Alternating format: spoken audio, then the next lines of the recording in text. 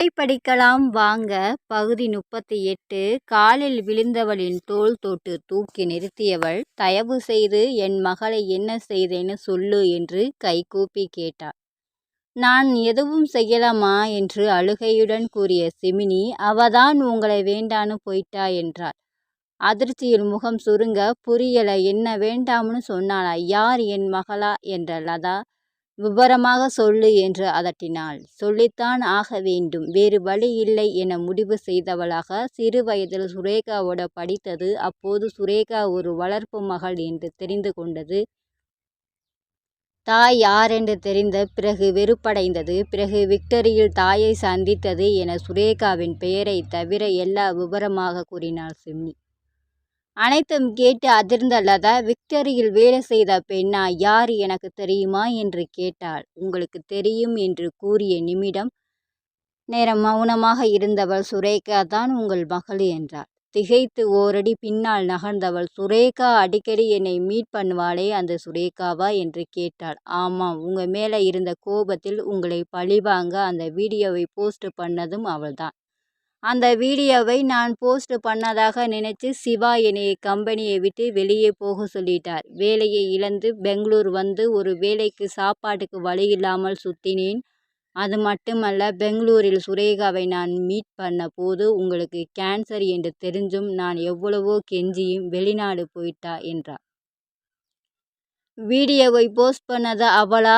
என்னை பழிவாங்கவா? நான் அவளை தூக்கி போடலையே, இரவோடு இரவா என்கிட்ட இருந்து பிரிச்சுத்தானே எடுத்துட்டு போனாங்க என்று அழுதவள், சட்டென ஞாபகம் வந்தவளாக தனது கையில் இருந்த சீட்டை சிம்னியின் முன்பு நீட்டி, இந்த பெங்களூரில் ஆசிரம முகவரி ஏன் உன்கிட்ட இருக்கு? இதன் பின்னாடி இன்னும் என்னவெல்லாம் மறைச்சு வச்சிருக்க என்று கோபமாக கேட்டாள்.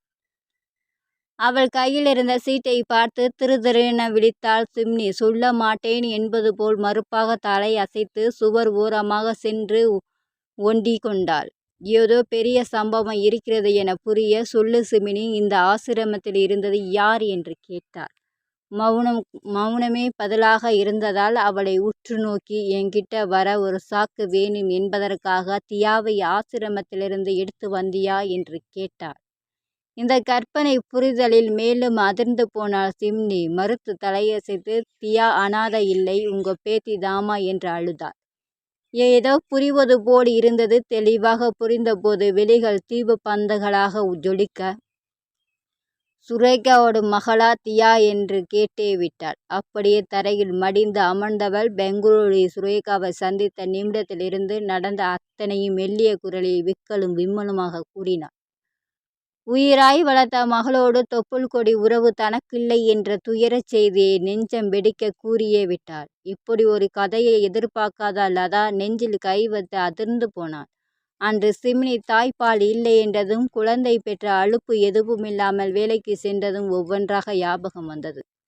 தனது காலடியில் பிஞ்சு குழந்தையை போட்டு எங்களுக்கு யாருமில்லை என்று கதறிய சிம்னி பசுமையாக நினைவில் வந்தாள். எல்லாம் சுரேகாவால், நான் பெற்ற விஷசந்துவால் இந்த இளம்பெண்ணுக்கு இத்தனை துயரம் நடந்திருக்கிறது. தொப்புள் கொடி கூட உதிராத பச்சிளம் குழந்தையை உதறி செல்ல எவ்வளவு கொடூர மனம் இருக்க வேண்டும்?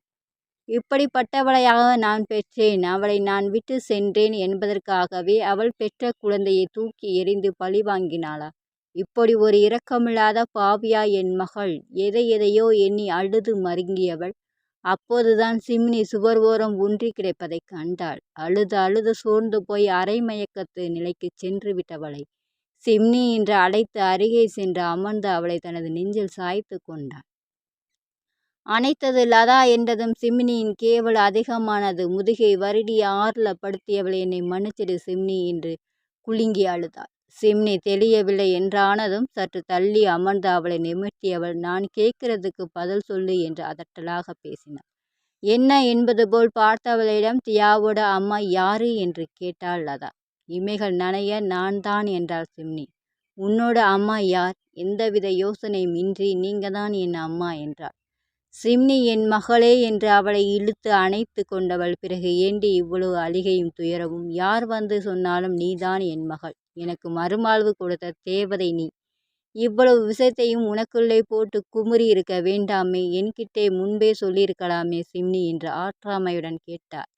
எனக்கு உங்களையும் தியாவையும் இழந்து விடுவேனோ என்று பயம் அம்மா என்றார் சிம்னி. அடி பைத்தியமே, நான் உன் அம்மா, தியா உன் மகள், எங்களை எப்படி நீ இழக்க முடியும் என மகளிடம் கேட்டாள்.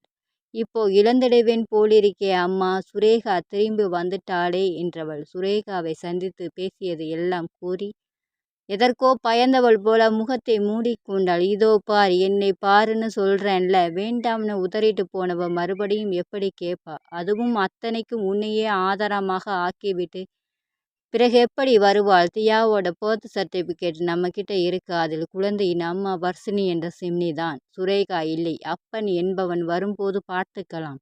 இப்போ அதை நினைச்சு வருந்தாதே என்று அழுத்தமாக சொன்னவள், எழுந்திரு, தைரியமாக இரு சிம்னி, அம்மா நான் உன் கூட இருக்கேன் என்றாள்.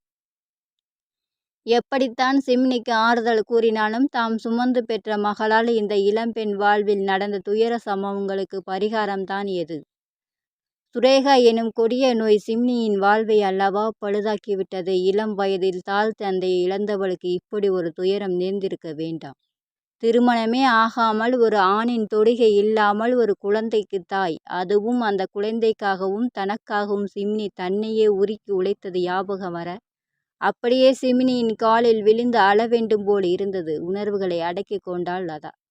இப்போது சிம்னியை திடப்படுத்தி இயல்பு நிலைக்கு கொண்டு வர வேண்டும். அதற்கு நான் முதலில் தயாராக வேண்டும். இங்கே பார் சிம்னி, நான் தான் உன் அம்மா, இதில் எந்த மாற்றமும் இல்லை. அதே போல் இனி இந்த விஷயம் யாருக்கும் தெரியக்கூடாது. நீ இங்கே இரு, நான் போய் சாப்பாடு கொண்டு வரேன் என்று கூறி சிம்னியை கட்டிலில் அமர வைத்துவிட்டு வெளியே சென்றாள்.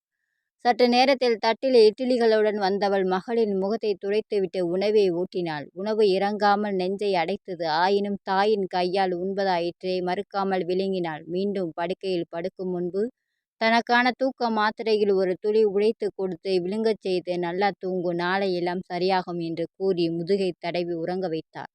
சிம்னி உறங்கிய பிறகு தனது அறைக்கு வந்தாள் லதா. இவளுக்காக காத்திருந்த முகுந்து என்ன ஆச்சு லதா என்று கேட்ட மறுநொடி அவரை அணைத்து அழுது அத்தனையும் கொட்டினாள். கேட்டவருக்கு பேச்சே வரவில்லை. இப்படியும் ஒரு மகள், ஒரு பெண் இருப்பாளா என்றார். இருந்திருக்காளே, பாவி மக, என் வயிற்றில் இப்படி வந்து பிறக்கணும் என்று அழுதவள் முகுந்தனின் கைகளை பிடித்து, ஏங்க நாம சென்னை போயிடலாமா? சிமினிக்காக இல்லை, எனக்காக. எனக்கு சில வேலைகள் இருக்கு முகுந்து என்று கெஞ்சுதலாக கேட்டாள்.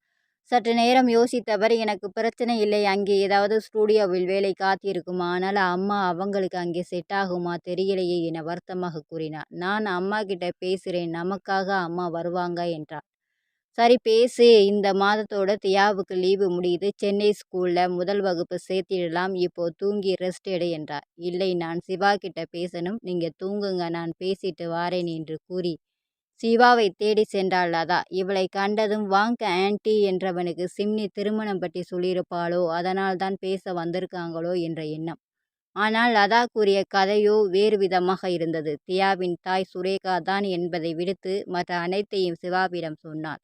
கேட்டவன் திகைத்து, இல்லை, இந்த சிம்னி என்ன பைத்தியமா? ஒரு வார்த்தை சொல்லியிருக்கலாமே, இந்த சுரேகா பேய் இருக்காளே என்றவன், சாரி ஆன்ட்டி, உங்க மகளை என்று வருத்தினான்.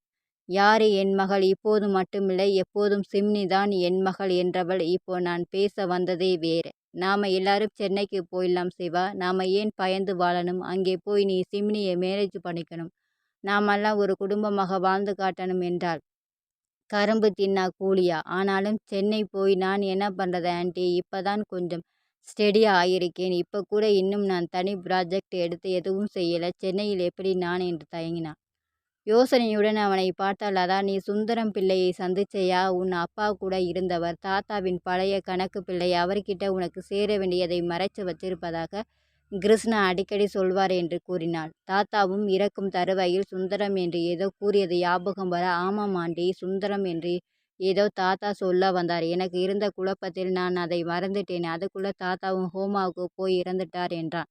எஸ் எஸ், அவரே தான். சென்னை போனதும் நாம போய் அவரை பார்க்கலாம். இப்ப இருக்கும் ஒர்க் முடிச்சு கொடுத்துட்டு நீயும் எங்க கூட கிளம்பு என்று தீர்மானமாக கூறினாள். இது மருமகனுக்கான மாமியாரின் உத்தரவு அத்தை, கிளம்பிடுவோம் என்று கூறி சிரித்தான். அவனது உரிமையான அத்தை என்ற வார்த்தை நெஞ்சை தொட, நீ என் மருமகன்தான் சிவா என்று கூறி நெகிழ்ந்தாள். அதன் பிறகு லதா சென்று நிம்மதியாக உறங்கிவிட சிம்னியோ மாத்திரையின் வீரியத்தில் இன்னும் உறங்கிக் கொண்டிருந்தாள். தியாவை தோளில் சுமந்தபடி அவளது அறைக்கு வந்த சிவா கட்டிலில் அமர்ந்து ஒய் அழகு மூஞ்சி பொண்ணு எழுந்திரு என்று கொஞ்சி எழுப்பினான். ஆமாம் ஆமாம், சும்மா சும்மா அழுவுது இந்த அழுமூஞ்சி பொண்ணு என்று தியாவும் தன் பங்கிற்கு கேலி செய்தாள். கண்களை விழிக்க முடியாமல் சிமினி தடுமாற அங்கே வந்தாள் லதா.